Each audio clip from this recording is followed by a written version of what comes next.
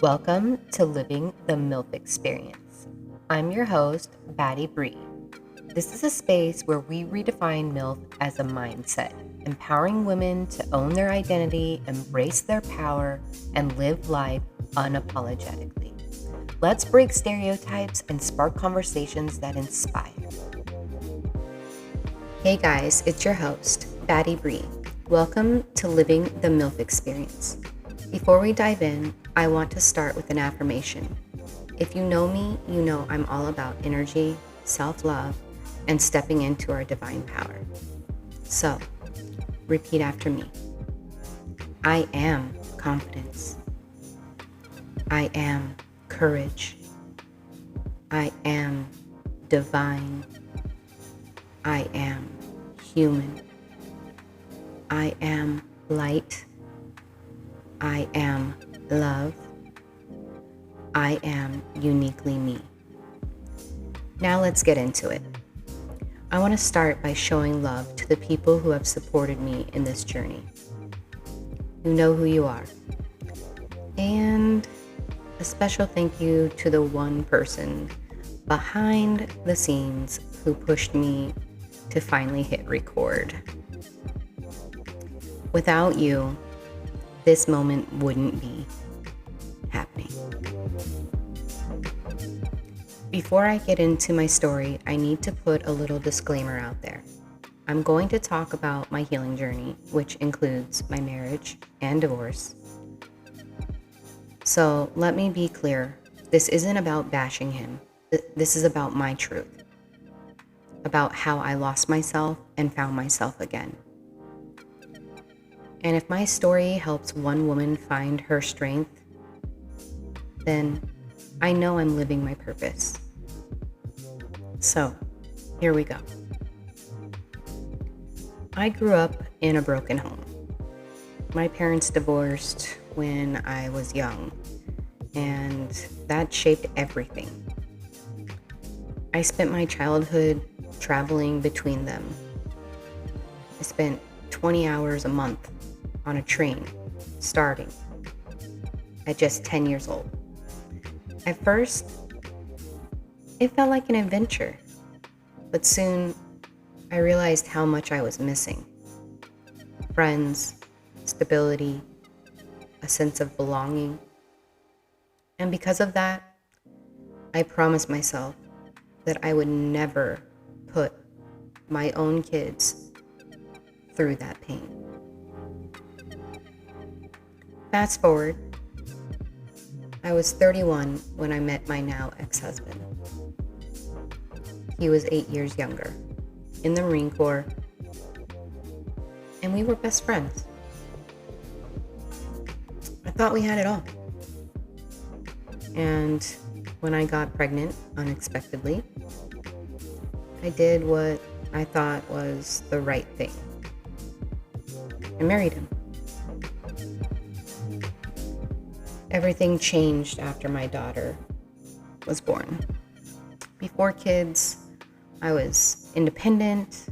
I had the sports car, the corporate job, the freedom.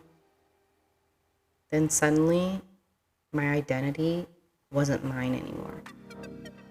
It was mom. And that, my loves, was the beginning of my unraveling. We got stationed in Hawaii and hoped for a fresh start. Instead, it became the loneliest time of my life. No friends, no family, just me, a toddler, and a dog, while my husband struggled with his own unhappiness with his new duty station. We stopped seeing each other. Not just physically, but emotionally. We stopped dating, stopped trying. We became strangers in the same house. Then came the moment I knew, deep in my soul, that he wasn't for me. 6 weeks after giving birth to my second daughter, I passed a kidney stone. I would have chosen labor 10 times over. The pain was unbearable. I was vomiting. My body was in shock. He didn't even care. He didn't comfort me, didn't show up for me. And that was the first time I thought, maybe I deserve more. But I stayed. Because that's what we do, right? We fight for our family. And then the ultimate betrayal. It was Father's Day. I was pregnant with our third child. We had spent the morning horseback riding on the beach.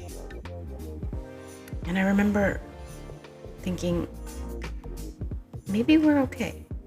Maybe we can fix this. Then my phone buzzed. A message from a stranger on Facebook. She told me she'd been sleeping with my husband. I asked for proof, but deep down, I didn't need it. Who reaches out to a woman on Father's Day unless they're telling the truth? And yet, I forgave him. I kept pushing forward because that's what women do. We sacrifice, we endure until there's nothing left of us. By the time we moved back to California, I was just a shell of who I used to be. I had 3 kids, no identity, and a marriage that was barely holding on. And then the stress hit me in a way I'd never expected. This is when my body started breaking down under the weight of it all. The stress wasn't just emotional anymore. It was physical. And that's when things got really serious for me. I had 3 kids, 3 little girls and a dog. We were living in our brand new 5th wheel we had just bought, trying to make things work. But when he left, I was suddenly doing it all on my own. The first 2 weeks were brutal. My mom got COVID, so she couldn't help me. My youngest daughter had a throat injury and refused to take a bottle. She would only nurse. She was 7 months old, but nursing like a newborn every 2 to 3 hours. Between that and the sheer exhaustion of managing everything alone, I was barely sleeping.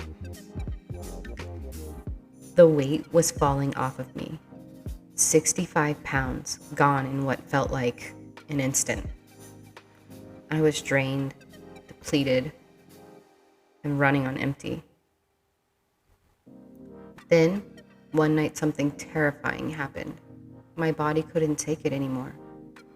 Out of nowhere, I had my first panic attack. And later found out that I also had something called broken heart syndrome. Yes, it's real. It's called Takotsubo cardiomyopathy. My body literally couldn't take the pain anymore. The first time it happened, I thought I was dying. My hands went numb. My legs turned to jelly. Couldn't breathe. My body was like shutting down. And all I could think about was, who's gonna take care of my baby? I saw doctor after doctor.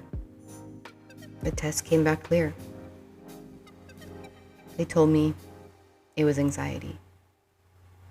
But I knew it was my soul screaming for help. And that's when I realized I had a choice. I could keep drowning, or I could start swimming. And it was terrifying. But something in me knew I had to fight for myself. I've always been a spiritual person. Journaling, manifesting, crystals, you name it. For years, I journaled every single day. It kept me grounded. But after I had my third daughter, something shifted. I stopped. I lost myself. And I didn't even realize how much I had let go of until I looked in the mirror and didn't recognize the woman staring back at me. Then, my husband came back from deployment. He was different. I had been through this before when he returned from Kuwait after our first daughter was born. But this time, things were supposed to be better. We had a plan, a promise, a fresh start in New York, where he was from. We were sold a dream, more help, more stability. But reality? Reality was isolation, financial struggles, and a marriage that was barely holding on. I was home, always home, working from my computer, never going anywhere, never feeling seen. My panic attacks became louder. My unhappiness became undeniable. Not just to me, but to my daughters. And that's when it hit me.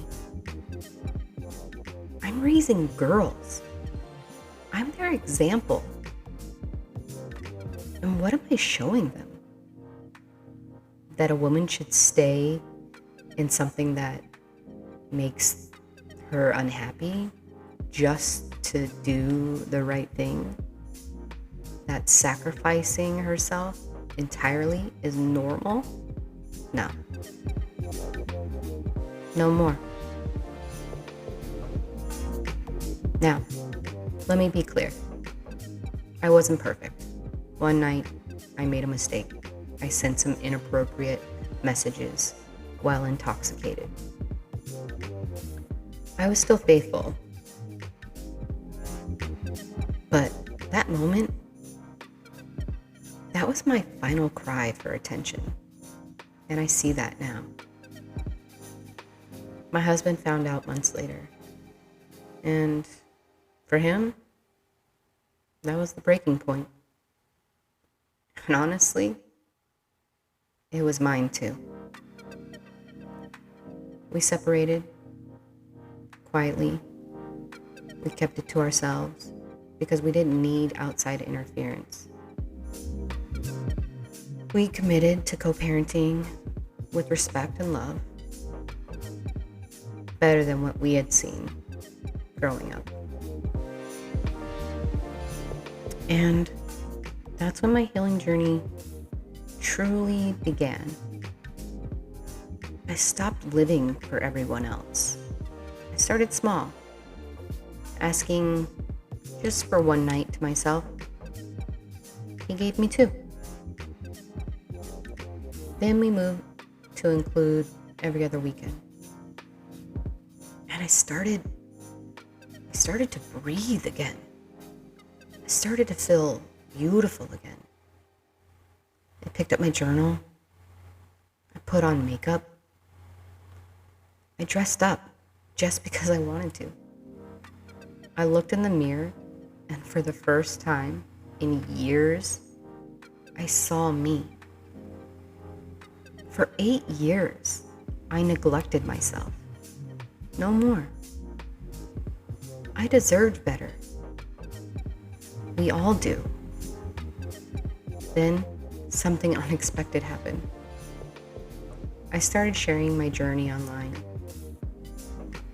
I opened up my Snapchat to the public, and I documented my struggles, my wins, my moments of chaos, and my moments of joy.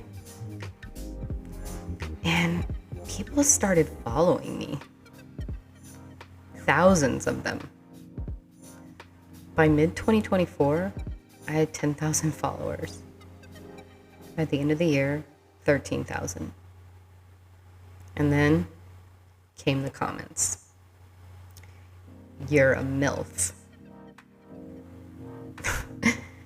At first, I cringed.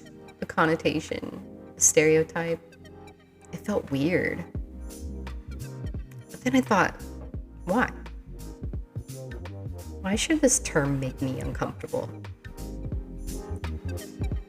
Why should I reject something that at its core is a compliment? And then I realized something powerful. MILF isn't a label. It's a mindset. A MILF isn't just about looking good. It's about feeling good. Owning who you are. Knowing that motherhood, it doesn't erase your womanhood. We're still sexy. We're still desirable. We are still powerful. And then something unexpected happened. I embraced the term MILF. I started talking about this shift in mindset, and that's when I knew I had a mission. My mission was to redefine MILF, to reclaim it, to empower women to see themselves beyond the roles that they play for everyone else. And then something wild happened. I was listening to one of my favorite YouTubers. She does tarot readings. And she said, you're meant to speak. You're meant to have a platform. And in a later reading, she literally said the word podcast. That was it. That was my sign. I had been through all of this for a reason. And that reason was to help other women. Living the MILF Experience isn't just a podcast. It's a movement, a declaration, a revolution for every woman who has ever felt unseen, undervalued, or lost in motherhood. It's about rediscovering our power. It's about stepping into the bold, sexy, untamed version of ourselves that the world tried to dim. We are MILFs. Not because of what society says, but because of what we embody. Strength, confidence, ambition, beauty, resilience, and power. This podcast is for you, for all of us, to share stories, to inspire, to redefine what it means to be a woman after motherhood. And I need you to be a part of this journey with me. I want you to know, wherever you are in your journey, you're not alone. If you're feeling lost, if you're trapped in a life that no longer serves you, I see you. And I'm here to tell you that you can rise from it. You can rebuild. You can fall in love with yourself again. Because we're more than mothers. We're more than labels. We're MILFs. And this is just the beginning. In the next episodes, we're going to talk about healing, self-love, manifesting the life you deserve, and embracing your MILF energy. And if no one has told you today, you're worthy. You are powerful. And you are so damn sexy. So please, if this episode spoke to you, share it with a friend.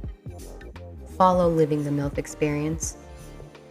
And let's keep this conversation going.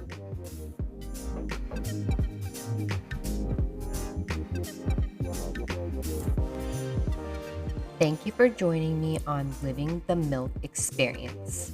Remember, MILF isn't just a label, it's a mindset. Stay empowered, stay unapologetic, and keep redefining what it means to be you. Don't forget to subscribe, leave a review, and share this episode with someone who needs it. Until next time, keep living the MILF Experience.